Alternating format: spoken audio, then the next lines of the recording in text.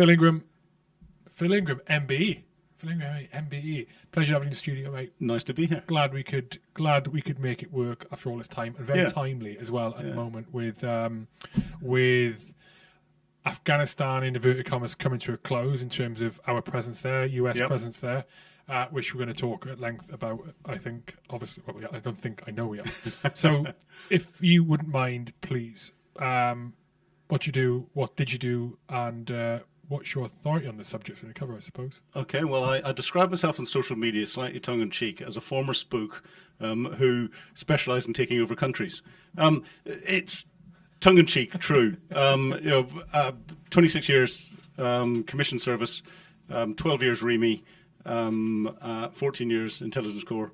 Left as a full colonel 2010. Military planning was part of my background, but from an intelligence perspective, and I commanded a battalion that had a strategic intelligence role amongst others. So I have been in the position where helping people plan different operations, and the two countries that helped take over Bosnia. I was part of the planning team that helped NATO take over from the United Nations and bring in the Dayton Peace Agreement, and Kosovo. I was there crossing the border on day one, having just heard General Sir Mike Jackson the night beforehand turn around to Wes Clark and say, "I'm not starting World War III for you," whenever he was ordered to go and take the Russians, or stop the Russians from getting to Pristina first. So I think I've got mug at the top, or I had mug at the top of my file in Glasgow, because I tended to be amongst the first in a lot of the different operations around the place. Now I run my own media company called Grey Hare Media, specialising in commentary and original content around all the experience I've had for years. So I keep my fingers dabbled in that pot. Very good, very good. Okay, let's get straight into it. US have just announced, or I've just announced they pulled the last troops out, or are about to pull the last troops out of Afghan. We've done it.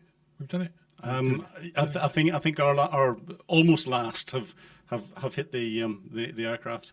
We've left most of our interpreters still there. They're still filling paperwork in and forms and all the rest of it, and hoping that the Taliban stay away long enough for the forms to be filled in and the civil servants to rubber stamp them and them to be put on the flights and actually get out. And that's just the ones that we promised to take out. Hopefully that happens. Fingers crossed for them. So, Afghanistan is kind of leaving a bitter taste in my mouth, kind of like Iraq does. For what reason, I don't know. I don't think I know what I think. I think they're failures. The pair of them are failures. I think, although it's something I'd rather obviously not be the case. However, I'm also not well educated enough on the subjects or on the bigger picture side of things, to be able to really form a decent opinion on it, which is what I want to do. So, talk to me. What's your opinions on it? And just pull that mic in slightly closer before we kick off. Yeah, well, in simple terms, I agree with you completely. Now, I'll put that into context. At the end of the Vietnam conflict, there was a debate between a Viet Cong full colonel and a US full colonel. And the US full colonel turned around and said, "We never lost a goddamn tactical fight against you gooks ever." And the Viet Cong full colonel went, "So?" That's Afghanistan. That's Iraq. The guys and girls on the ground in Afghanistan and Iraq did fantastic jobs. They were doing huge amounts for the periods of time that were there to try and help the local people, to rebuild the infrastructure, to do everything that they could within their roles to achieve what the tasks that they were being given at the time. Some of the tactics at the tactical level that we did was wrong, and I think there's a lot more to come out in the press about some of the issues around that, and I'll touch on that in a moment. But by and large, the majority of the effort on the ground was superb, the highest quality, reflecting the quality of the troops that we have within our units that operate at that tactical level. The failures were at the operational and the strategic levels. Because, strategically, why were we sent to Helmand when we've had our asses kicked out of Helmand historically, and so many different conflicts going back into the late 1800s? whenever it's a culture that everything is based on history and understanding history and maintaining those historical enemies. The Afghans knew it was the Brits coming back in again, and the Afghans were hardened against wanting the Brits to, in inverted commas, win in any way, shape or form. The strategic understanding of what the end state was, first the first piece was going in to stop Afghanistan being this safe haven for Al-Qaeda to be able to train and operate in and use as a launch site for terrorist actions around the world. Well, that stopped very quickly. And then all of a sudden, because we had lots of troops on the ground, there was a lot of floundering around to find out what a follow-on mission would be. So we heard lots of things like, to interdict the poppy harvest and therefore the drug supplies that were coming into Europe that are affecting and all the rest of it. There were just excuses that were coming out to try and stay on the ground. But no one turned around and said, actually, this is the final piece of what we want to achieve. Assess it as to whether it was achievable or not, and then put a coherent plan in place to achieve it. And that was primarily a political role. So it's very easy for the military commanders to turn around and say, we didn't get the political direction. It's a political problem. But actually, this is where you get into the military political interface. And the Ministry of Defence, where there are lots of very, very senior officers wandering around, being paid huge salaries and getting huge pensions whenever they leave, are sitting in a Department of State. The Ministry of Defence is a Department of State. It's their job to tell it as it is to the politicians and inform the politicians as to what they think is going to happen. How many chiefs of the defence staff or chiefs of the general staff or chiefs of the air staff have resigned saying what's going on in Afghanistan and our plan is unachievable? None. Well, there's this great feeling you can't give any bad news to the minister. You always have to give the minister positive. That's, again, a big part of the problem. But if someone actually had the feelings of their own conviction that this was wrong, if Chief of the Defence Staff had resigned, the political fallout from that would have rocked the politicians back, and they'd have thought, oh, actually, maybe we aren't getting things right here and need to look at it. Would it have affected Chief of the Defence Staff's pension? No. Would it have affected anything? No. It had probably made more as a consultant afterwards for having the balls to do that. None of them did it. So all of them were complicit in, and compliant in the development of the political or lack of political strategy for the development of operations in Afghanistan and in Iraq. And if you're not getting it right at that political level, from a UK perspective, how can we hope to get it right from a UK-US perspective when a lot of it in the US is driven in a much more party political way between the Democrats and the Republicans, and it played out. I read Barack Obama's autobiography a couple of months ago, and that is fascinating, showing the real polarization that there is and the paralysis that there is in US politics from a global perspective against a domestic perspective. I have studied a lot of US politics beforehand, and I didn't quite get it as being as polarized and as fixed as it actually is. And Joe Biden's is playing out a party political line in pulling the US out as quickly as he's done. And he's right in many ways, because there's no end state. We haven't set an end state. So you can keep pouring money into it, and you keep pouring people into it, and we can keep having casualties coming back. But unless, when are you going to stop doing that? You have to stop at some stage, unless you get that end state. Can I just pull you back a minute? So back to the chiefs of staff. If that's the case where they weren't willing to voice the honest opinion, why weren't they? Or why aren't they, to rephrase it? I think this comes into a bit of culture that there is in the military approach to things, and that cultural piece is I'll bring the cultural piece in with an anecdote, and I'm comparing the Air Force against the Army. RAF Gütersloh being built, not long after the Second World War. And the RAF, and I apologise to any RAF personnel that are there, or veterans that are listening to this, but it is a good one. The RAF come in and they build. They have to produce as quickly as possible this operational airbase so that they can be ready to fight the Russians should they be coming across the border and all the rest of it. So they build all the quarters. because they need the quarters and accommodation and the single service accommodation. They need that for all the personnel that are coming in. And then they build the NAFE, and they build the cookhouses, and then they go, right, we've got some operational stuff to do here. So they start to build the engineering hangars, and they build the HAZs, and they build everything else, and they're doing that, and the budget is coming down, and as they do that, they go, we'll put the golf course over there. So they lay the conditions for the golf course, and they put the fence around the outside, and they got everything else done, and they then go, right, aircraft, we've got the hazards for the aircraft, we need to control them. So they build the control towers, and they build all the comms that they need around, and they've built a running track, and they've made sure the cinema's properly built, so that the families that are coming in and helping set this base up have got everything that they need from a welfare perspective. They've got the schools sorted out, and they've got everything else sorted out, and then they get to the meaty bit, the runway, and they start to build the runway, and they get a third of the runway built, and they've run out of money.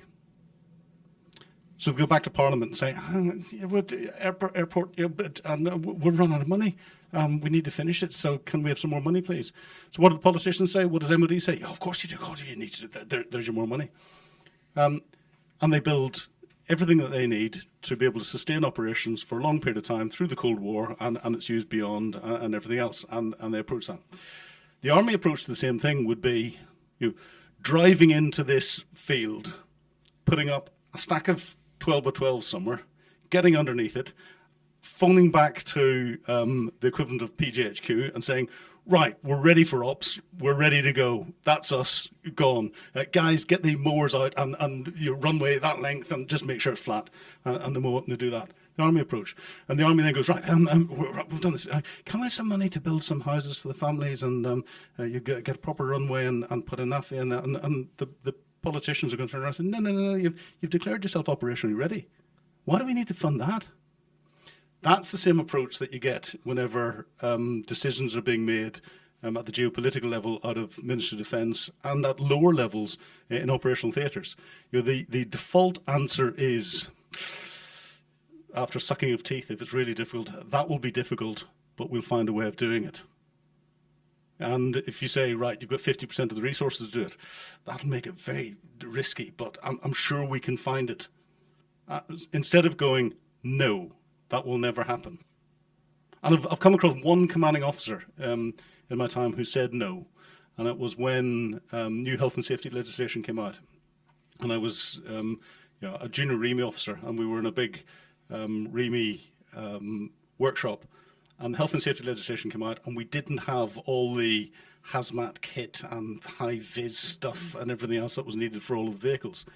And Active Edge was called, which was the big exercise during the Cold War that could get called at any time, and you had to deploy out to your deployment locations and take away elsewhere. And he'd been asking for exemptions for Active Edge and for deployment for this new health and safety legislation if it needed to be called, and kept getting back from headquarters BAOR, as it was at the time. No, you have to apply all the rules. You have to apply all of the rules. You have to apply all of the rules. And then they got called out in Active Edge, and he said, I don't have the kit, therefore it's illegal for me to deploy out. I'm not deploying my workshop. He had the balls to do that. I've never seen a senior general have the balls to turn around and say, we can't do that. They always, or Air Marshal or Admiral, they always default to, the most they'll say is, that could be awkward, that could be difficult, there's some risks to this, but we'll find a way. Do you think it's potentially born out of the issue that they're very short-term appointments that they sit in? I think that's part of it. I think the other part of it is there's no accountability. So they retire and they've got the nice pension at the end of it, and the decisions that have been made in their watch are proved to be fundamentally flawed, whether it be operational decisions, whether it be decisions regarding personnel, whether it be decisions regarding kit. They find it fundamentally flawed, and so what for them? There's no consequences at all. And therefore, when they're in that position where there's no consequences for the decisions that they make, do they provide the level of duty of care that we would expect in the decision making? No. And why is there are there no consequences? Because defence hasn't got any method of, it hasn't got anything that provides it a conscience in any way, shape or form. It marks its own homework. So you look at it from a a unit perspective and unit admin perspective. As a CO, the worst things that happened with the admin inspections, the worst that came in, and you sat there and you get the chief clerk together and the adjutant together and the RSM together and the 2IC together, and you'd sit down and you get your RAO to come in and audit all your paperwork and make sure it's all done and everything was slotted in place, and so that you get the green tick. But did all the mechanisms allow that to happen smoothly the whole of the way through the year? No. You did it in a rush sort of every year before you had your inspection. Does that mean that you've got best practice going in? No, because it should just run smoothly the whole way through. And if something was found wrong, if you were in favour, were there any real consequences? No, because it was your mates, your chain of command, that were marking your own homework. And in many cases, you marked your own homework if you had to do a self-assessment on it. How many OCs, COs, brigade commanders or one-star commanders, two-star commanders report up to the next level to say, actually, my organisation's a bag of nails. It's just not fit for purpose. There's nothing that we can do. You'll always report up, no, it's okay. We can do it. We can fix it. And if someone comes in with a problem, you go, yep, got it. Thank you for that. We'll learn the lessons from that. We can fix it. Well, how many times have we heard we can learn the lessons from that? And we've never actually learned the lessons. Classic on that. I left headquarters Allied Rapid Reaction Corps as an SO3 at the end of Bosnia. I came back 3 years later as an SO2, having been staff trained. And came back, and we were just going into the annual big exercise, and I went round to the exercise planning branch and said, what are the objectives? And they said, one of the objectives is to prove this new headquarters design for warfighting. And okay, I did lots of that when I was here as an SO3. I'd be intrigued to see what you're going to do. And this guy pulled out this design and said, this is a completely brand new design of a headquarters arc for warfighting operations and all the rest of it. And I went, that's familiar. That's been tried before. And won't work because of 1, 2, 3, 4, 5, 6. He said, no, I've just come up with this. I've designed this myself. It's going to be there. It's going to work really well. I said, give me 2 minutes. Wandered around to my old staff branch, and the chief clerk in it was a German. And the Germans, he was posted in there for forever, for life. That was the only job he was ever going to have. And I went round and said, hey, Sergeant Major, can you get me the old exercise file for this exercise where we trialled the headquarters in that year? And he went, good to see you again, boss. Went round, got the file. We had paper files then. Brilliant. I miss paper files. And we produced the post-exercise report on the design of the new headquarters. And I took it out, wandered around to the exercise branch and went, there you go. You see that diagram that you say you drew? There it is there. From 3.5 years ago. And there's the reasons why it's not going to work. And he looked at me and he went bright red and he said, don't tell anyone, please. Oh my God.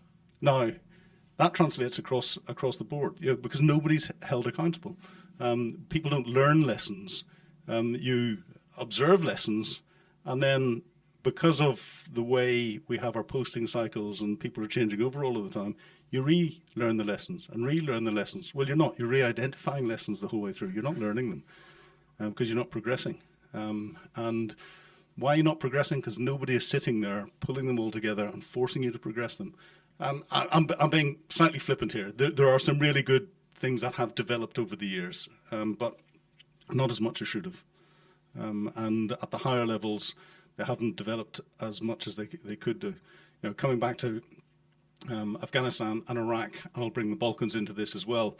From an intelligence perspective, we had better intelligence systems and processes in place in the 1980s in Northern Ireland, and those were never deployed to the Balkans, to Iraq, and to Afghanistan until very late in the Afghanistan tour, because senior officers in a lot of the equipment procurement areas, the capability development areas, and all the rest of them, no, Northern Ireland, that's completely different. It's nothing like happening in the Balkans or in Iraq or in Afghanistan, so it doesn't translate across. And I was going as an intelligencer, it does. It's exactly the same thing. There's different warring factions that have got different religious affiliations that are blended in amongst the people. We need to be able to analyse information that's coming up from the lowest level of foot patrols on the ground right through to the highest strategic intelligence that's coming in, and fuse them together so people at different levels can pull it out and work out what's going on. That's how we got the terrorists in Northern Ireland to the culminating point. We didn't do that in the Balkans. We got away with it there because it was a different operation, and we overwhelmed any of the different factions that were there rather than being the enemy, because they never decided to fight us. But we didn't get it right in Iraq, and we didn't get it right in Afghanistan. You know, a story of Iraq, and I'll try and make it as bland as possible so it doesn't identify exactly which Iraq and where it was. But there was one briefing where the Chief G2 arrived in before the General Officer Commanding and put a complete targeting brief together for the area that he was in, and produced this targeting brief. And when the GOC came in to take over as GOC Multinational Division South, he got this briefing and he went, oh, that's brilliant. So we know that that's a top decision maker. We know that these are his key chiefs, and we know that this is his next layer of command, and we know that these are the foot soldiers, and we've got some of the good names and that, and we know where they're based and where they're working with. So if we target that, and that, we can disrupt everything that they're doing and bring peace to the area. And I went, yes, sir. Whenever 6 months, 6.5 months later, they came to leaving and preparing a targeting brief for the next GOC coming in, targeting brief was presented, and the GOC said, oh, that's fantastic. That gives perfect understanding of what we need to hand over to the next organisation that's coming in. It shows we've got the level of fidelity and understanding of what's going on in here. That we'll get that fixed, and that's a perfect handover brief. Very quietly, the Chief G2, after it, went round to the GOC's office and said, General, I'm really sorry, but I didn't want to say this publicly, but that brief I've just given you is exactly the same brief, word for word, that was given you when you arrived. We've achieved nothing since we've been here. We've done lots of activity at the bottom. We've taken lots of the foot soldiers out, but we haven't done anything to affect the overall control of what's going on. And in fact, they've got a stronger control, if anything, because we have done nothing, because they know that they can run rings around us. Same thing happened in Afghanistan. Why? Again, there's no mechanism to hold anything to account. Everything goes through the chain of command, and there's no bad news passed up the chain of command in any way, shape, or form. And we've got what I class as self-misinforming groupthink. So, you know, quite common these days now. They're part of society. Yeah, actually. it is. Groupthink. It's common across the board, and that's where to stop it, it's important that you have a conscience. So look at education. Self-misinforming groupthink amongst schools is stopped because there's an independent body that comes in called Ofsted, and Ofsted pull the school apart and go, this is your rating, and if you haven't got your rating, oh, head teacher, your post is under special measures, and you're going to be watched very closely indeed. And you've got external auditors who are sitting in there watching everything, and we'll tell you when you're right again, and you can get on with it.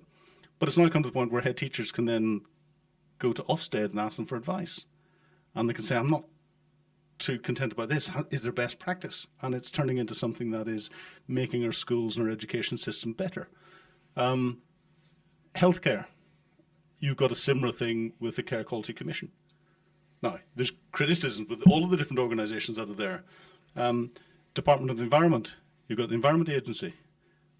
Start thinking through every government department, and they've all got this organisation or agency that acts as its conscience, acts as its auditor, doesn't report to the head of that organisation, and isn't funded by that organisation, is an independent body that's sitting there. What is there for defence? It doesn't exist. So we rely on the chain of command. And you know, from a chain of command perspective, let's bring it into the dealing with people side of things. And there's an issue, a live issue I'm dealing with at the moment that's come to my attention, where there was young female officer in a very highly prestigious unit who was harassed, is the gentle way of describing it, into a position, and to stop the harassment, it was easier for her to get into a relationship with a more senior officer than not to get into a relationship with a more senior officer. More senior officer then, who's married, as she starts to want things to develop a little bit more, but is being put under more pressure from the unit that they're all part of, saying, hang on, this isn't right. A lot of the pressure goes on her to try and break the relationship off and to stop it, but then to take the blame herself and not to do anything else, and not to say anything to anyone, and the continuous pressure coming in to her from a lot of her male counterparts, a lot of her male juniors, some of her senior female juniors and counterparts, and everyone who's senior in the organisation that she's in. And it's not Army, this one. And that pressure's been building up over a period of time. And this is someone on their first posting who's on a probationary posting, and the outcome of the assessment of that posting will dictate what career path they're allowed to go for the rest of their career. So you've got that career pressure that's been put on. Gets to the point where it breaks her, the pressure that's going on, because she's having her career threatened, she's having her personal life threatened, she's having everything else threatened. And she opens up to the person that she's in a relationship with about the pressure. And she says, look, I'm going to need to tell someone, I'm going to need to get this out. And he turns around and says, well, if you do that, I'm going to commit suicide. This individual is in a position where he's in a very, very, very public position. And if he decided to commit suicide in that public position, in what it is that he does, it would hit the international headlines in a big way. I'm not going to go into any more detail at the moment because stuff will come out in the press, I suspect. I hope it doesn't. I really hope it doesn't. But it's indicative of a lot of the issues that there are, because the whole debate went through the unit that she was part of, the subunit that she was part of, the formation headquarters that is responsible for the unit that she was part of, and at every level, every senior responsible person that's in there has tried to squash it, has tried to keep it down. They've done everything that they can possibly do to try and keep it down. First and foremost, to protect the reputation of the organisation. Secondly, to protect the reputation of the more senior officer and the position they're in, because that was someone who is, in career terms, flying. And the third consequence is it's only a junior officer who's on probation. It doesn't matter. And she's been the fall guy for what's bad behaviour and bad command decisions the whole way through. And I'd love to say that this is not typical across the board. It's highly typical, and through some of the work that I do out into the veterans community and providing support out into the serving community, I'm getting an awful lot of these stories that are coming through, and this is going to be reflected in a report that's going to come out at the end of this month through an inquiry that's been done through a parliamentary subcommittee of the Defence Select Committee looking at women in the military. And it's had the biggest response of any inquiry, in a parliamentary inquiry ever. Over 4,000 responses, of which over a third of them are current serving officers, soldiers, airwomen, naval ratings, and all the rest of it. And some of the detail in that inquiry and the evidence that's been collected is horrific, absolutely horrific. Now, it was less than a year ago that senior military commanders at the top of the Ministry of Defence people area turned around and said there is not a problem. We do not have a problem in defence with the integration of women into all aspects, and there is not a problem with inappropriate behaviours and everything else. They're about to be proven wrong. There was a study by... It's a stupid claim to make anyway for any organisation. Yeah. That kind of stuff happens everywhere. In the same way, there is racism prevalent everywhere in the same way that it was discrimination prevalent everywhere to whatever. It happens everywhere. It's a question of what scale. You can't eliminate it all completely. You can't eliminate it completely. It's a question of what scale. You can't. And the scale's interesting. The scale's the difficult one to measure because you've gone right off the beaten path here, by the way. We start off Afghanistan. But it's indicative as to why the decision making. It's a wider defence cultural piece that there is, and what I'm trying to highlight is it's the culture across the board, whether it's people, whether it's equipment, whether it's operational side of things. It's the same culture that's causing flaws. And I'll come back to Afghanistan and examples in Afghanistan in a moment. But you're right about the scale. It's the scale of the behaviour. Defence says it isn't there. It is there. Defence doesn't know how much it's there because all of the mechanisms that are in place to measure it at every time, it starts off with below subunit, up to subunit, unit, and all the rest of it. At every stage, the policies are fantastic. The policies that are in place are really, really good. So when the chain of command from the very highest 4-star Ministry of Defence asks, are all these policies being implemented? The question goes right down to the lowest level. Are you implementing these policies? Oh, yes, boss. We've got the right posters on the wall. The whole way up. So it's collated the whole way up. So the answer that goes up the chain of command is, of course, it is. Why does that happen? That happens because it's the same chain of command that is responsible for the career development of all the individuals that are underneath. And if you're at that level and you want to get to that level, if you've got any little black mark on because of the competition that's around, if you've got any little black mark, you're not going to get there. So are you going to report anything that's going to put even a grey mark against you? No. And the same thing happens on operations. And let's take it into operations. And here's where I'm going to link Northern Ireland to Afghanistan again.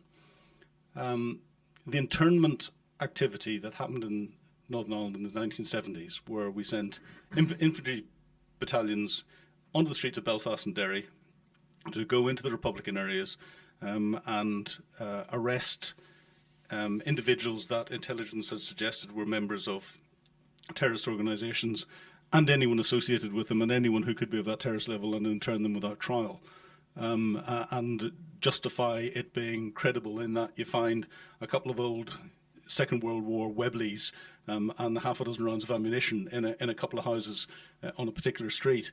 There was probably on the street in those areas 4 or 5 individuals who were active members or definite members of the terrorist organisations. However, after we went in with the RUC as it was at the time and smashed all the houses up and smashed beat lots of people up, took lots of people away and interned them without trial and everything else.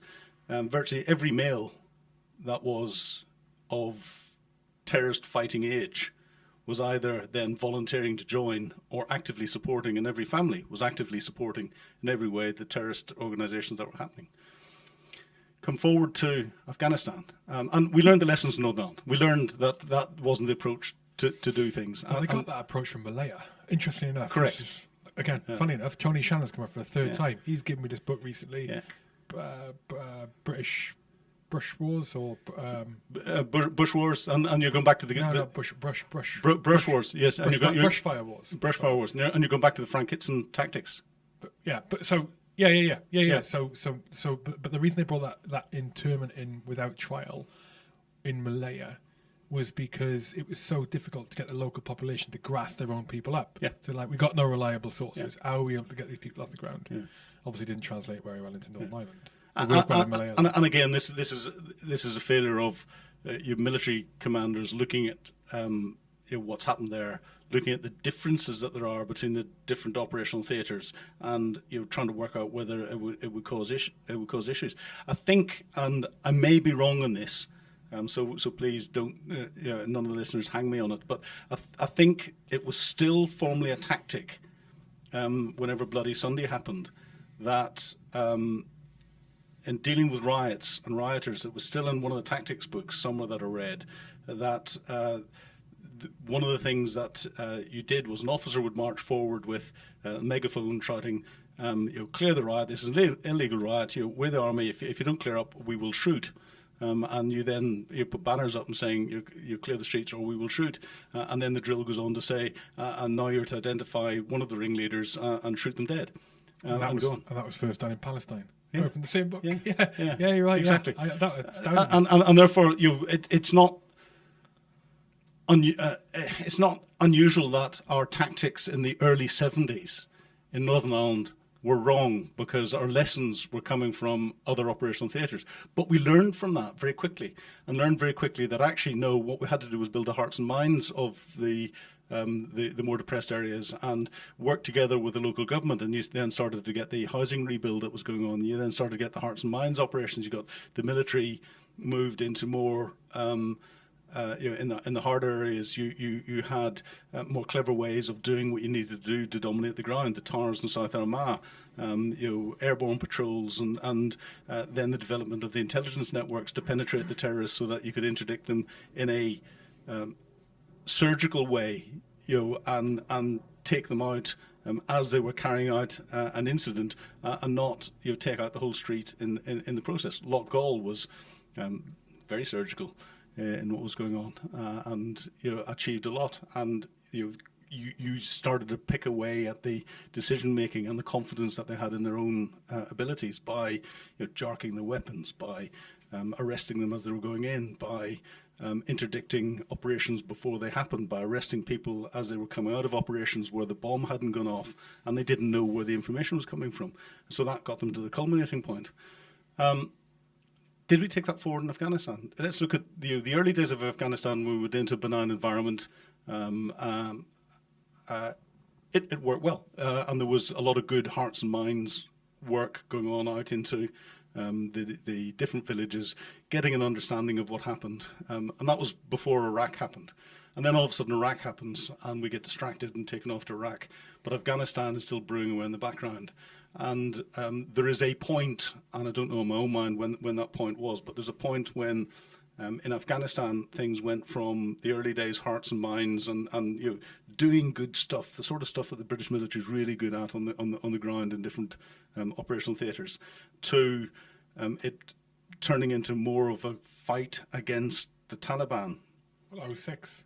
There was nothing happening before that, was there? Yeah. So 06 is when we went in Iraq 4.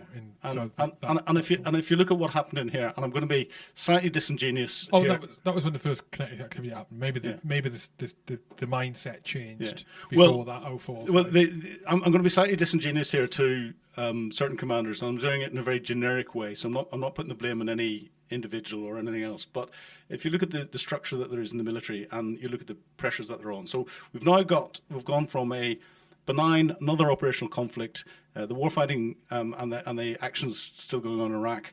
We're going back to something that had started off was a bit like the Balkans, and the hearts and minds of others, but it's now turning into something that's a bit more kinetic. So the first commanding officer of the infantry battalion on the ground, where it goes kinetic, has to deal with this change that's happening and deals with it very effectively. And in good terms, takes the fight in an appropriate way back to the enemy, and is containing it as much as possible, whilst coming up with a plan as to what you need to do to try and interdict it at the tactical level. First commanding officer, because he's done that, gets a DSO, or gets a big medal, big bauble. I don't know which one was given out. Next commanding officer comes in on enrolment. What's in the back of that individual's mind the whole way through? Going, right, I'm a CO, I want to be a brigade commander. And now he got a DSO. If I don't get a DSO out of this at least, and more medals for my guys on the ground, then I'm not going to get a chance at brigade commander, because it's MS. So, right, what am I going to do? Well, we've got this in here, I'm going to take the fight to the enemy. Right, so to take the fight to the enemy, you have to be more aggressive in our approach. So in being more aggressive to approach, we're going into the villages and we're kicking the doors down and we're finding weapons, and that's justifying what we're doing. And does that go back to Belfast in doing that? AK-47s were the stable weapon that all the Afghans had in their house anyway. It didn't mean that you were Taliban. And yes, you could have one or two people out of a village who were Taliban, but were off elsewhere. But if you go and kick all the village doors down and harass the people and disrespect them and what's going on, are they going to be more favourable to you, or are they going to be more favourable to their relatives or Taliban, who then send the whispers back in again saying, this is going to continue, we'll still be here long after they've gone, but here's what we want you to do. Now, we need a few more people to come and join us. We need you to pass some more information on this. That's the second CO. Third CO comes in and he goes, oh, he got his DSO and he got his DSO and he's got 4 MCs for this. No, well, if I don't do that, I'm not going to get brigade commander. And you can see a self-perpetuating, more aggressive stance until the Americans came in and went, oh, no, we need to, I can't remember the American commander it was that turned around and changed the tactics and said, no, we need to get back into more hearts and minds, and we need to get away from this aggressive body count approach to what we're doing across Afghanistan. McChrystal? I think it could well have been McChrystal. Because I remember Patriot's been in, but we were very kinetic when he was in. Yeah. And bring it back to the hearts and minds and trying to build the communities again and take the support away from what the Taliban were doing. But arguably, it's too late. A friend of mine is ex-Al Qaeda. A friend of yours? Yeah, friend of mine. Good friend of mine is ex-Al Qaeda. Is he in the UK? He lives in the UK.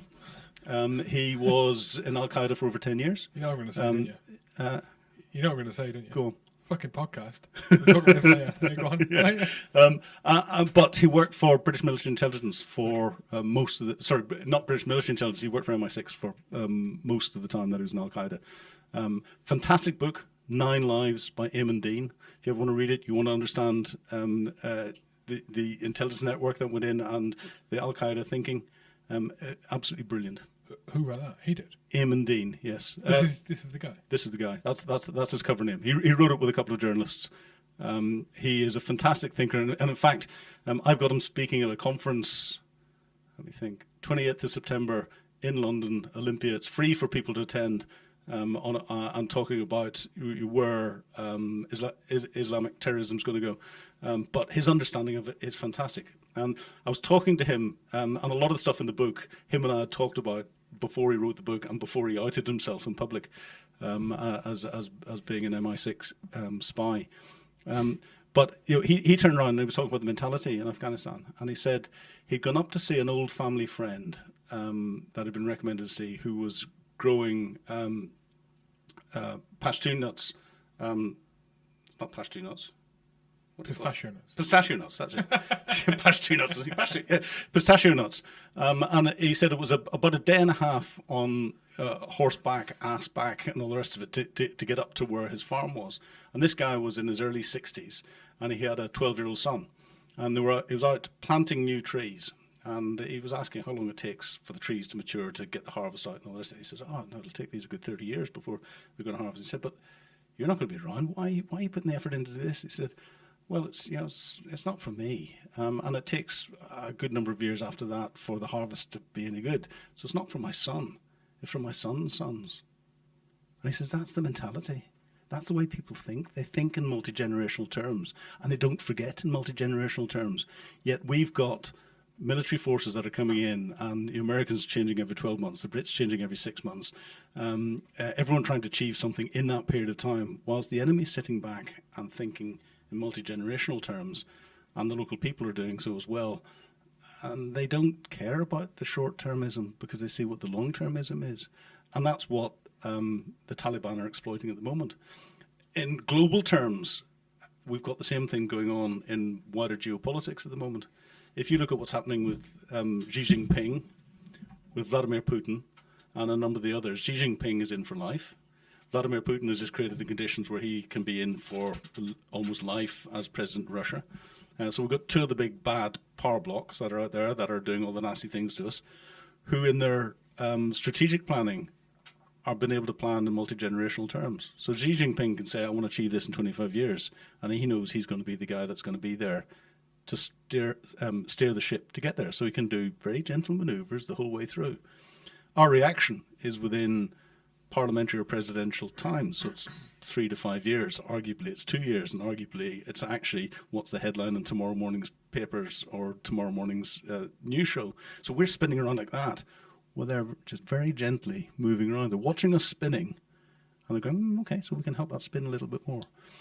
One of the things that I don't think is public knowledge at the moment, the big debate going on after the European Cup final, the horrendous racism and racist abuse that's gone out on social media with regard to some of the football stars that are there, Marcus Rashford and et al. In particular. There are a number of Russian bots have been identified that have been deliberately putting racial slurs out against senior sports people, including Marcus Rashford and others, deliberately to stir the debate around the UK to create this degree of instability. It's minor stuff. It's tiny stuff. It's not going to achieve anything strategic for Russians at the minute, but it continues this little bit of instability. Not yet, though. But look at what that is a major piece of why America is like it is right now. Yeah, that's a major piece of it because of the influence, and a lot of it will be blamed on Trump, for example, and he is partly to blame. But China, Russia capitalise on it. Correct. And they do exactly what you're saying. Correct. And they get their fucking stick and then they stir it up. Yeah, and it's the old Chinese proverb of the death of 1,000 cuts. Yeah. So one of them's not going to hurt you. Two of them's not going to hurt you, but 1,000 of them coming in over that period. And that's what the Russians and the Chinese are doing. And they're doing it with Iran, who's there. Their naughty boy that they can deploy every now and again is North Korea, plausibly deniable outlet to do stuff, and a number of others. And there's this power block growing that can think in those multi-generational terms. The Taliban did that in Afghanistan. All of the different organizations in Iraq did that. We created ISIS. Our tactics created ISIS. ISIS originally grew out of a lot of the senior Iraqi commanders, the Ba'athist commanders, who were arrested and then turned into the American military prisons, and we saw the pictures of them being abused with dogs and everything else by American military personnel. And then, surprise, surprise, there's this big breakout. And the big breakout, most of them got out. They were the core of ISIS. They had designed the setup of ISIS whilst they were in prison. And did that happen in the H blocks?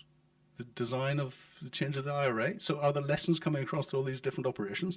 And it went off and had already started to set the conditions for the infiltration into the little villages and all the rest of that. All of a sudden, ISIS exploded from. But they set the conditions for that whilst they were in Abu Ghraib. Why did they do it? Because they were being abused, because of our actions, because of the political decisions that were going on at the time. So your George Bush, Tony Blair created ISIS. It wasn't anyone on the ground. If we had done things right in the way that we should have done, and we'd had a proper end state in everything that was going on, and achieved that end state, and brought in everything that needed to be brought in for the people after we destroyed the complete infrastructure, then arguably ISIS wouldn't have happened. We wouldn't be in the level of instability they were at the moment with, from a terrorist perspective, from the current organizations. Putting that to one side, there would have been another organization or something else that would be causing similar terrorist problems, because it's a constant threat for liberal democracies. Your terrorism is an inevitability in a liberal democracy. What about the theory that it's in our interest, it's in America's interest, in the West's interest, to maintain areas of instability where we've got an interest, or there's a risk of democracy that could pose a threat to us or align with the wrong people? Iraq, for example, Afghanistan, for example, Libya, for example.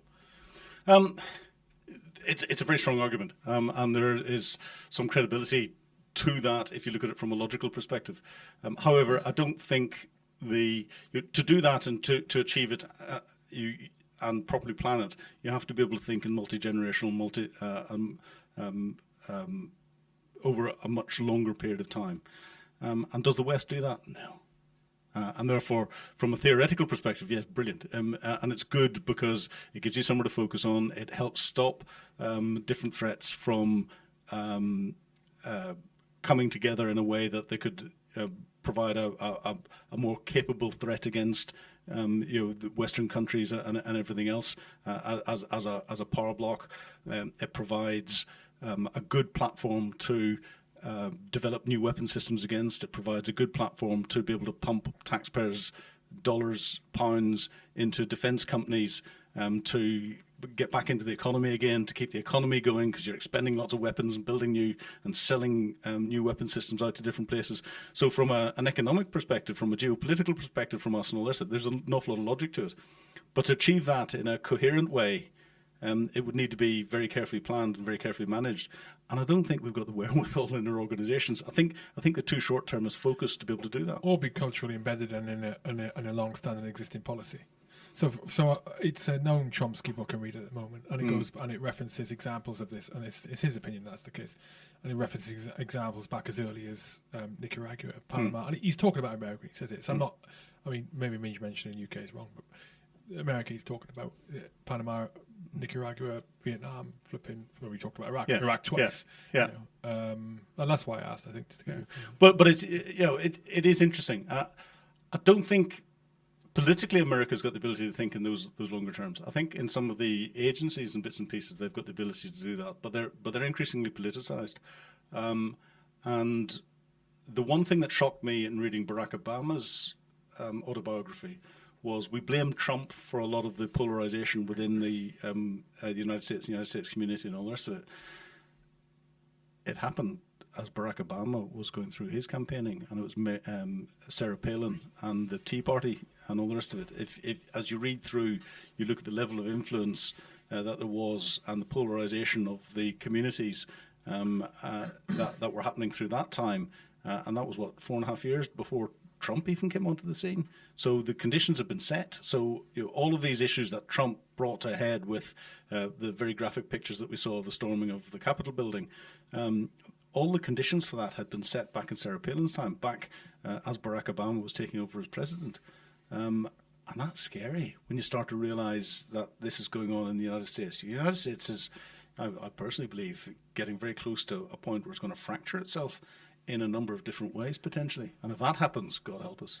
I got a friend who was on, Stevie Broom, he was on two episodes ago, and he said in the podcast he's got a friend who describes America as a third world country with a Gucci belt on. Yeah. And in many ways, I completely understand what they're saying, because they are so they're in a bad way at the moment. I don't think people realise, obviously we don't realise it in the UK unless you're sort of constantly tapped into some form of American culture. I listen to a Joe Rogan podcast and some other bits and pieces, and that's where I get my information from. Guaranteed, it's single source. It's single source, right? It's single source. I understand, but still, you sort of get a picture of it, and it's not great at all.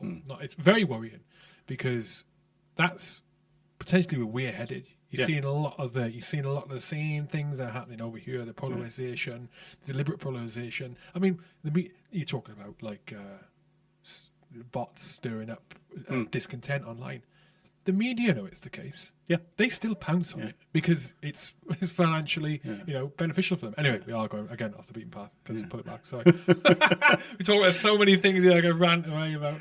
Yeah, but you're 100% right, and I don't know if you've had a chance from a military perspective to spend any time in the States. I spent a good number of weeks in Georgia, and driving around out of Fort Benning. Doing a lot of exercises out around the place, and God, it's shocking. The haves and the have-nots, and you find this lovely little town, little village, beautiful big wooden houses that could be out of any of the old colonial movies and stuff that you see and all the rest of it around the town. Nice little streets in the centre, a big church and all the rest of it. But surrounding the town, there's lots of trailer parks. And that's where the majority of the people are living. The trailer parks tended to be beside, a Baptist church or something else with a big neon cross on it and everything else. But the haves and the have-not differences out of there, and then the understanding of people to where they sit in the global position. Another amusing story. We're driving through one village, and we stopped for lunch, and decided to go into a beautiful old village, wooden buildings the whole way through it. Georgia. In Georgia. And went into the local store that had a butcher's at the back of it, and the butcher's fridge was a big old wooden fridge with a very noisy cooler at the back of it. But there's a little burger bar and coffee bar. And you could see the butcher chopping up and mincing the burgers and all the rest of it. So you knew it was fresh and good beef. And there was three of us, and we sat down and had ordered burgers and coffee, and we're sitting to eat them. And there was two locals sitting at the table next to us, and they were in hunting combat type gear with their high vis vests on, and they looked across, and we were in uniform with Union Jacks on our sleeves and all the rest of it, and they came across and said, "Hey, you boys will not be from these parts then?" I went, "No, we're part of the British Army." I didn't want to try and explain Ireland and relation. We're part of the British Army, and we're over here from England. And I went, you can see them, they talk to each other, and England, that'll not be in this state then, boys. No, it's across the Atlantic Ocean. I went, we know of Atlantic City, son, but Atlantic Ocean? And they were actually genuinely being serious. We thought they were joking to start with, but no, they were being serious. And when we educated them that a little bit more, and they said, yeah, you got that Queen, and it suddenly clicked. And we got in a bit of conversation with them, and they said, what are you boys doing here? I said, we're doing some manoeuvres with the US military and all this, and we're out in this. And they said, so boys, is that how you go out and you do your manoeuvres? And pointing to our combats. And I went, yeah. He said, boys, one bit of advice. It's hunting season. And we went, okay, what does that mean? It's hunting season. And they got up and walked out. I thought, that's a bit strange. So we got mobile phone out, phoned US liaison officer and said, look, we've just had this conversation, and these two guys in hunting gear and all the rest of it, who drove off in this truck with more weapons than we've ever seen in the back of it, said, it's hunting season. And it went silent the other end of the line. And the US liaison officer said, yeah, you guys you're wearing high-vis vests, aren't you? And went, no. I said, get some, put them on now. Do not go anywhere near the woods without a high-vis vest on. I was, why? Why have we wearing high-vis vest? He says, how many deer have you seen wearing high-vis vests? I was going, shit. And back into the woods. And there was just bullets winging around all over the place. They shoot at anything that moves. And that's after chatting to him afterwards with a few beers. Said they shoot at anything that moves. And the mentality's scary, very scary. However, coming back to Afghanistan and all the rest of it, I do think that from a tactical perspective, and its application at the operational level and strategic level, the Americans have developed and properly learned from a lot of the lessons in a way that we haven't. The thing that's held the Americans back is their cultural approach to things, and that lack of understanding at the very lowest level of a lot of the people that are in there. Whereas we've got people at the lowest level who know how to use their initiative, who know how to engage, and can achieve an awful lot. But it's at that operational and strategic level that we've got this groupthink that paralyzes a lot of what it is that we're trying to achieve, and it just hasn't worked. But the Americans, don't they suffer from the same fate as we have in terms of mission creep, or a lack of understanding of what needs to be achieved, and those short-term appointments. Yeah. And again, they've got a will do, can do, yes sir attitude. Whenever POTUS phones up and says, can we do this, or can you do it with half the number of troops, they'll suck the teeth. And again, this comes out really well in the Barack Obama book, because he was asked, he'd come in on a ticket to withdraw US troops from Afghanistan. Surprise, surprise, Joe Biden, who was his vice president, has just picked up the same ticket. Everything that Joe Biden's doing is exactly what Barack Obama had set in place beforehand. That I find interesting as well. But whenever Obama was presented with the real problems and the issues that there were to do it from a practical perspective and the impact it would have on the locals and everything else, he agreed reluctantly to expansion operations. But he limited the number of troops. And instead of his generals turning around and going, sorry, Mr. President, that isn't going to work, I quit. And they'd have walked out. Their pensions would have been fine. Nothing would have happened. Politically, it would have made Obama have to rock back and suddenly go, right, this is really affecting me politically. But they didn't. They turned to the right, saluted smartly, as good military people do, and went, yes, sir, we'll get it done. And they went on to do it. That's where the military gets it wrong. Whenever we've got that political military interface at the senior officer level, too many senior officers feel as if they have to support the politician, not hold the politician to account. And there's no other mechanism anywhere in defence to hold any other element of defence to account outside the chain of command. And that chain of command is also, everyone in it is focused on, can I achieve the next level up? Can I achieve the next level up? And therefore, no bad news upwards is almost an unwritten policy. What's the answer to that, though, Phil? If that is the case, what's the answer to it? It's a very difficult one. It's a very difficult one. I think there should be a creation of what I call a safe space for an unsafe conversation. So let's look at Ajax, the Army's reconnaissance vehicle. I know you have feelings on this, don't you? Well, it's 3.6. But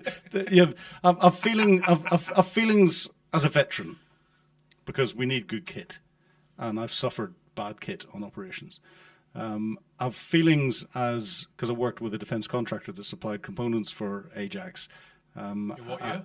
That was back in 2010, 11, 12, at the beginning of the project. And we turned around and said, this is a bag of nails to defence equipment. And they continued on with it.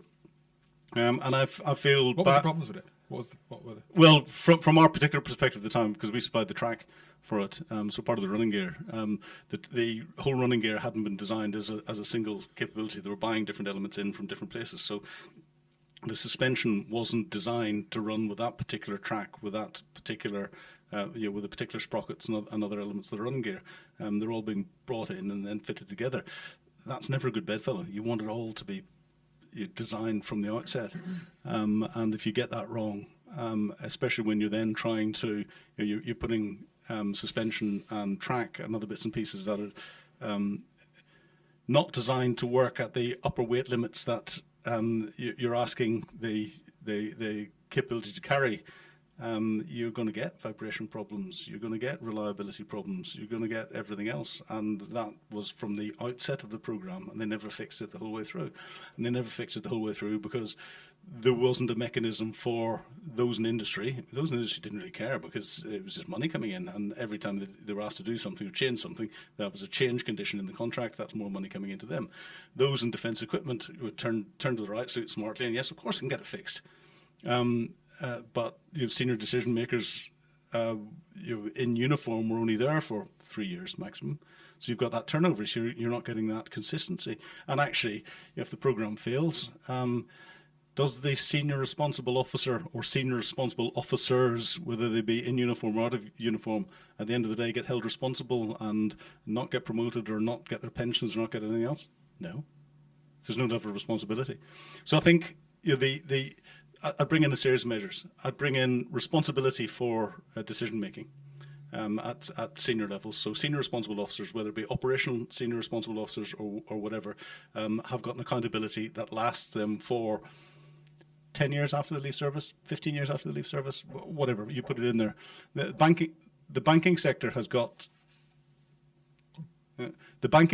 something similar, where they hold back a percentage of the bonuses of senior banking staff for a period of time after they've left their post. And if anything goes wrong, that bonus doesn't get paid to them. Well, we should do the same. The pension for senior officers is very, very generous indeed. Hold some of that back and say, you're not getting it. Unless, if there's any issues that come up, that will make people think before they make decisions. So you have to have some form of accountability that's put in place, and individuals held accountable, and that will improve decision making. All we need is one or two to be publicly held accountable, and that'll improve decision making. I think the second thing that we need is an independent conscience that sits outside the Ministry of Defence, that gives a safe space for an unsafe conversation. That's something between Ofsted for education. So it is examining different organisations, units and all the rest of it for their efficiencies, but from an independent perspective where it's not influenced by the chain of command. But as it's examining, it gives a safe space for the chain of command to ask for advice as to how to improve things without that being automatically exposed to the next level, and therefore having an impact on people's career development and everything else.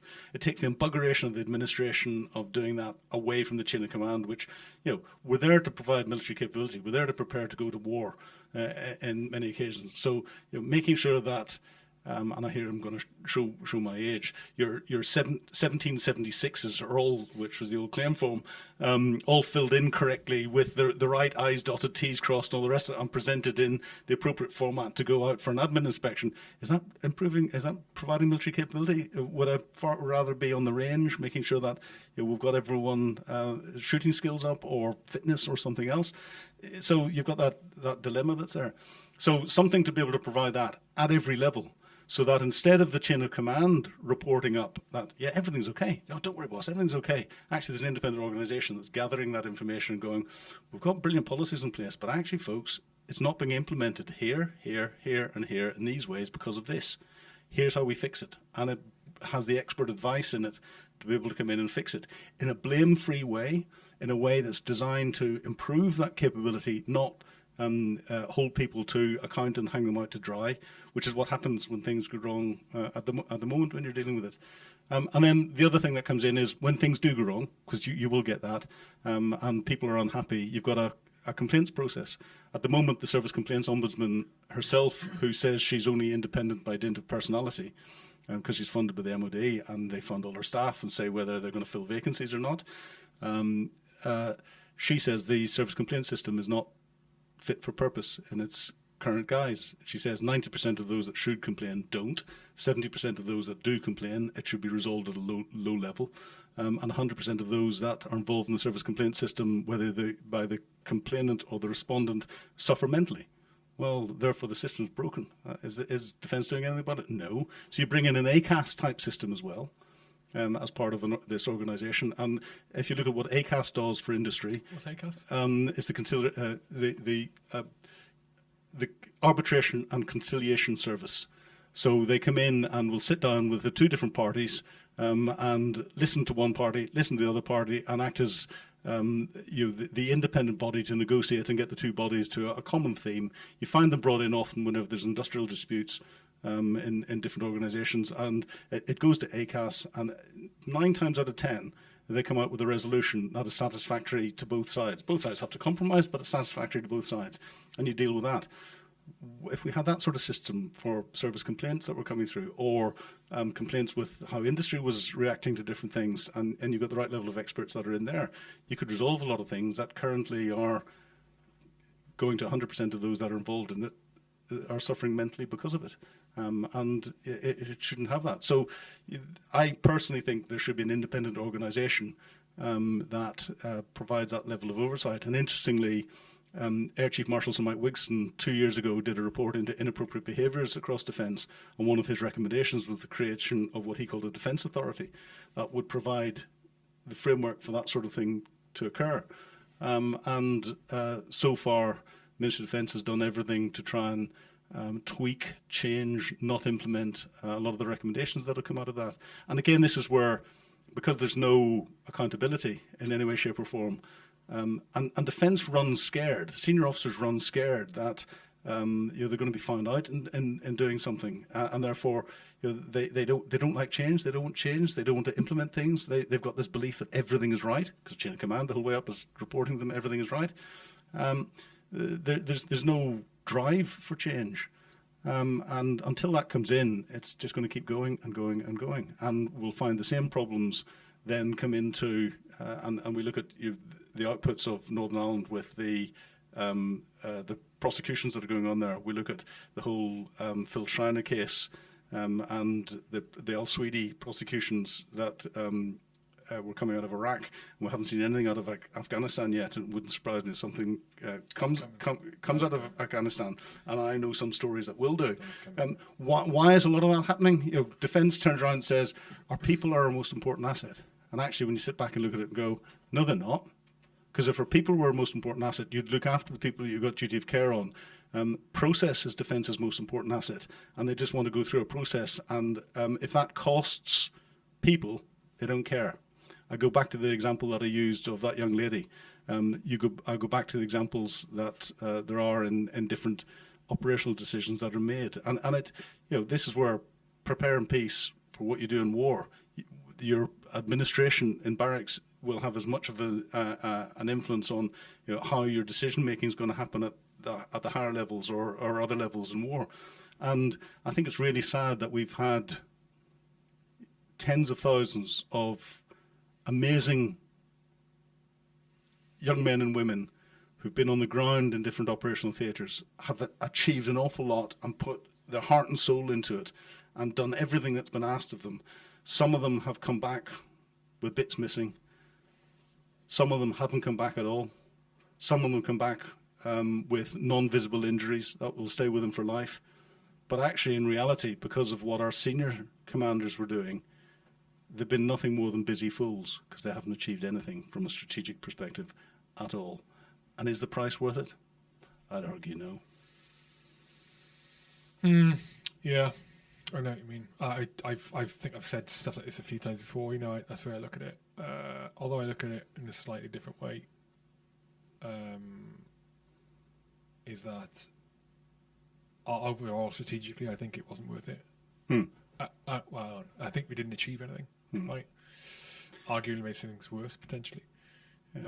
Yeah. If I look at the operations I've been on, I've been operations deployed Cyprus, Northern Ireland, Germany during the Cold War, then Croatia before Bosnia happened, Bosnia, Kosovo, and then what's now Northern Macedonia, and Iraq. And I didn't deploy to Afghanistan. I sent an awful lot of my soldiers to Afghanistan, but I didn't deploy there myself. I can go on holiday to Germany. The Cold War didn't happen.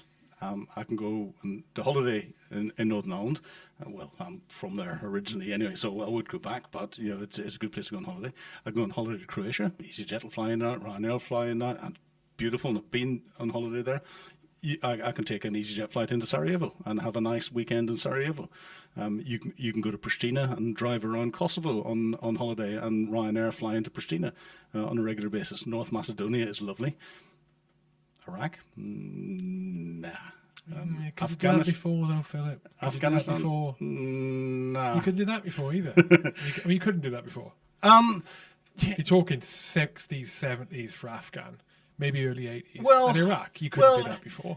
Interesting. In Iraq, no more than you can. Love him or hate him, George Galloway, flew into Iraq and went walking around when Saddam Hussein was there. Yes, Saddam ruled with an iron rod and all this, but actually you had more freedoms to go in and less chance of being shot. You could have been arrested by the Saddam's secret police and all this, and that's a different matter. Afghanistan, Rory Stewart, the former Conservative politician who was running for mayor of London and tried to run for leader of the Conservative Party and others, that walked across Afghanistan before all of this happened. The early days, whenever the first troops went in, it was the paras in the ground. It was the old Northern Ireland bit of cups of tea being brought out to the troops that were out there, the hearts and minds. Where? In the early days in Afghanistan. Oh, Afghan, yeah. Yeah, and in the very early days before Kabul. Yeah, and in Kabul, but elsewhere out in the ground, in the villages, people were being welcomed skeptically, but were being welcomed. They weren't being attacked as they came in, and then things change. Northern Ireland, when we first deployed into the streets of Derry, it was the Catholic population that came out and were bringing sandwiches and cups of tea to the troops on the ground, and then something changes, and things change. I don't know. I mean, you go to Iraq or Afghan now, you're arguably not going to get attacked by the local population. You're going to get attacked by the inverted commas terrorists.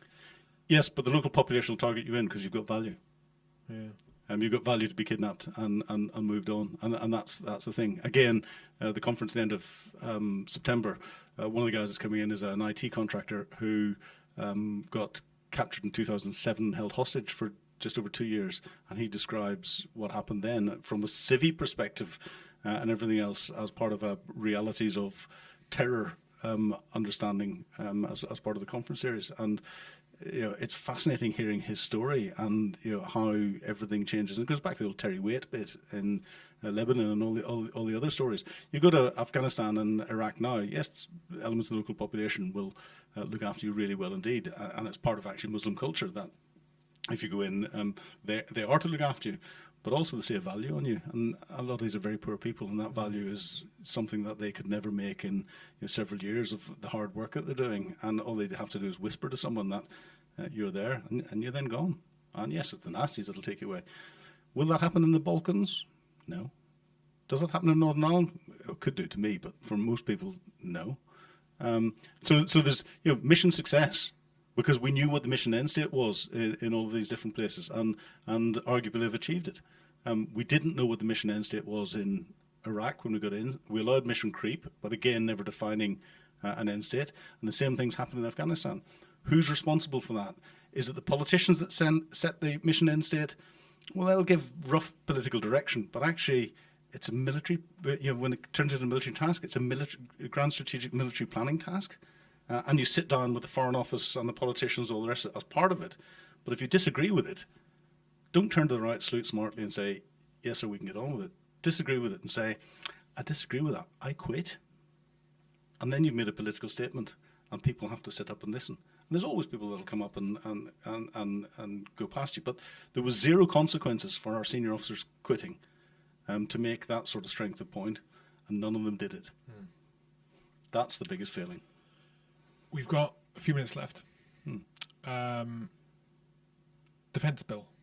Or what's the full name? Well, there's the Armed Forces Bill that's being being debated today in Parliament, and that's debated every 5 years. See,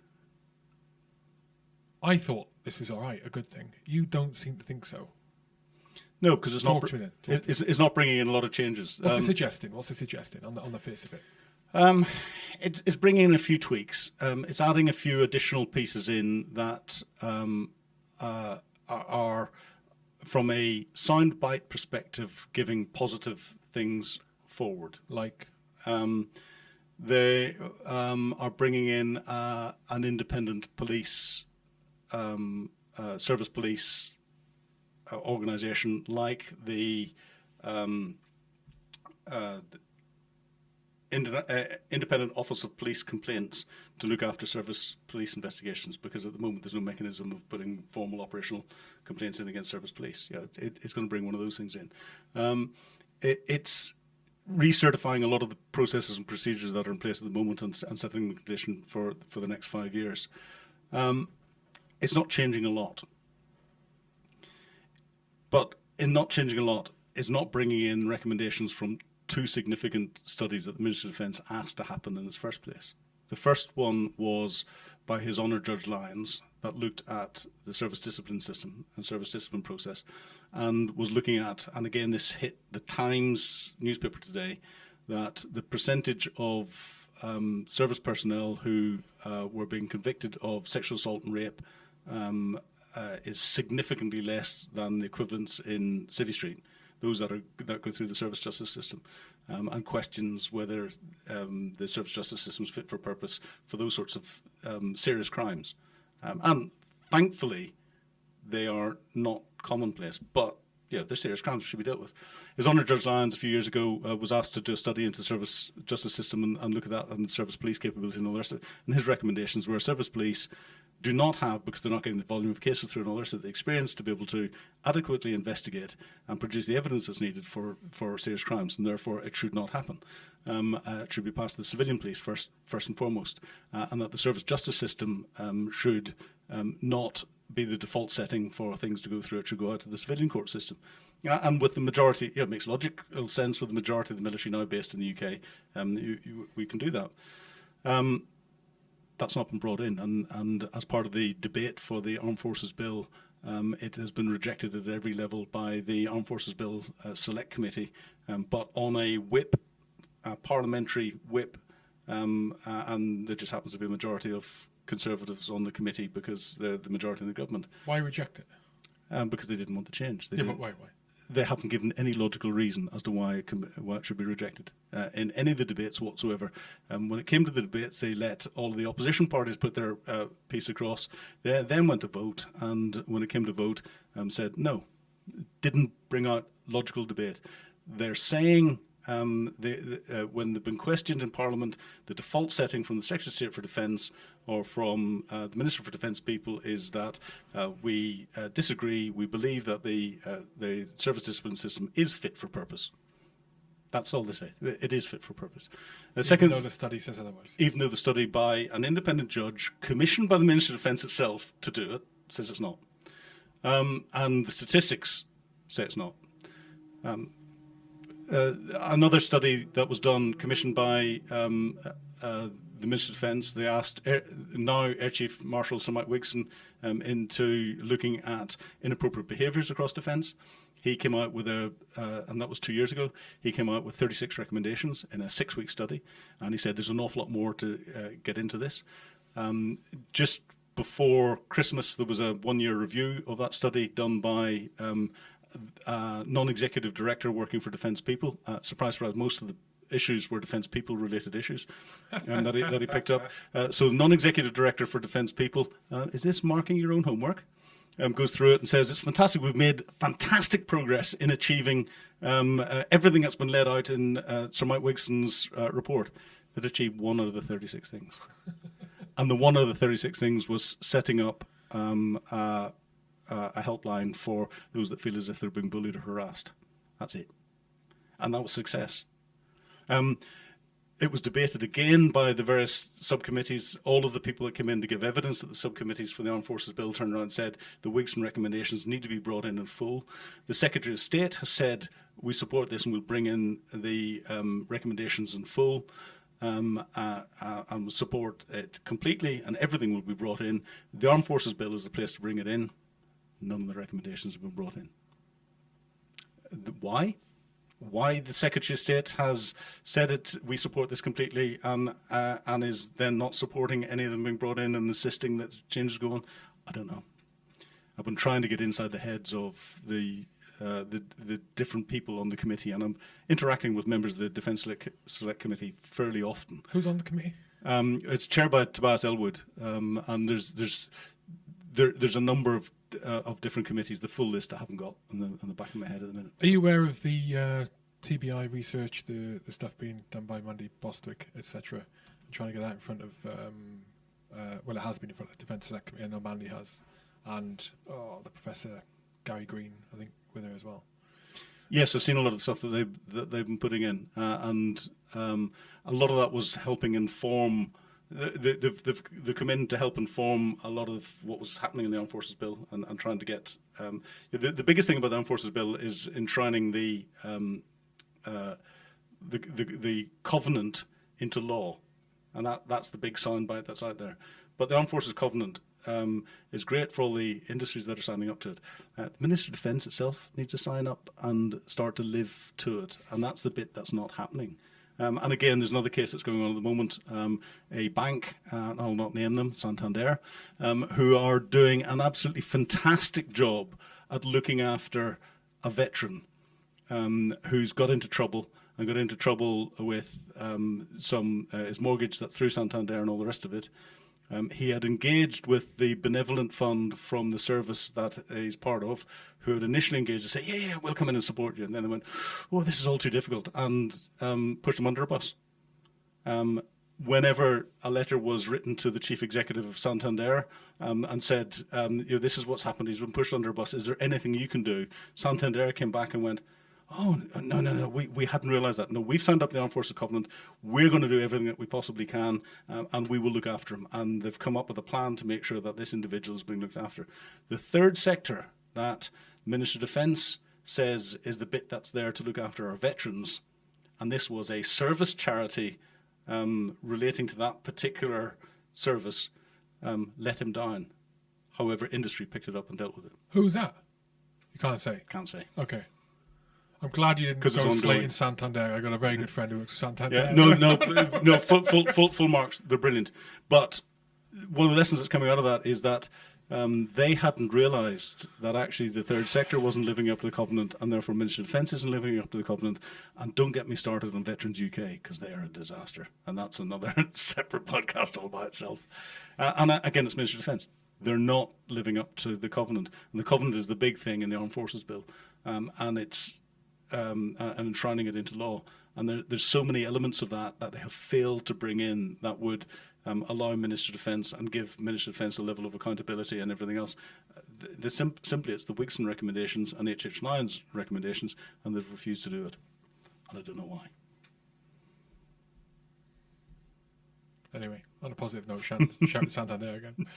Phil, it's been an absolute pleasure, mate. Absolute pleasure. Have we covered off everything? Is there anything else you want to cover off? You are absolutely welcome to come back another time. I think so. Obviously. Happy to come back. You don't live too far away, do you? No. I'm just up the road in Brum, so it's not too far away at all. Yeah, I can get the accent. You can get that. You can get that from the accent. Yeah.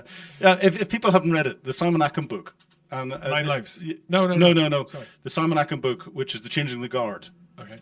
That was quite hard hitting and very critical of all the rest of it. All of the names that are in there that went through Canada and Canada training and ended up going into the Gulf and then out to Afghanistan, about 80% of them I've actually worked with on operations and different areas, so I know them extremely well. And Simon Ackham's description of what has gone wrong across defence, which is what I've sort of talked through and expanded on a little bit today, is completely accurate. So I recommend that. I recommend 9 Lives by Eamon Dean if you want to understand the intelligence work into Al-Qaeda, and they're both easy to read and very informative. Put me in touch with Eamon. Yeah. I'll speak to him and see. Wink, wink. He is not in a position where he'd potentially travel down, so he'd potentially do something remotely. We'll talk about it. Yeah. How do people follow what you're doing? Read what you're writing? You see me on Google, and you'll see a lot of the stuff that's coming up in the mainstream press and everything else that I'm involved in. GreyHareMedia.com. That's grey as in the colour, hair as in the animal, and media.com. I've got a blog post on there where you'll see me explaining lots of things that are happening around the world as they go on. I don't put stuff up as regularly as I should do on that, but people are free to come in and read that. And I'm putting some conferences together at the end of the year for a thing called the International Security Expo in London, Olympia, 28th, 29th of September. Free to attend, but it will have Eamon Dean at it. It will have Fegan Murray, who's the mother of Martin Hett, who got blown up in the Manchester Arena bombing, and she's pushing the new prevent duty. That's going to come in from a security perspective. It'll have an awful lot of senior people that'll. It's got that hostage I was talking about, a guy called Peter Moore, who's going to give his overview of what's going on. I've got Detective Sergeant Nick Bailey, who got poisoned by Novichok in Salisbury, coming to talk about his experiences of being poisoned and things like that. So that it's free to come to, and not that I'd ever tell a military audience out there that the day one, having been to this on a few occasions beforehand, there tends to be free beer at the end of day one. Yeah. Well, we get civilians listen to this as well, mate. Believe it or not, it's not just open to military; it's open to anyone. It's a good event, actually. It is a good event. Yeah, I've been a couple of times. I do enjoy it, and yes, day one is usually. Well, last time I went, I was invited to a cocktail party. So that happens after the free beer is all dried out, which happens fairly quickly. But I'm putting the conferences together for that, so if people want to see some of the stuff, there's some interesting speakers. I'll try and get there. Mate, been a pleasure. Real pleasure.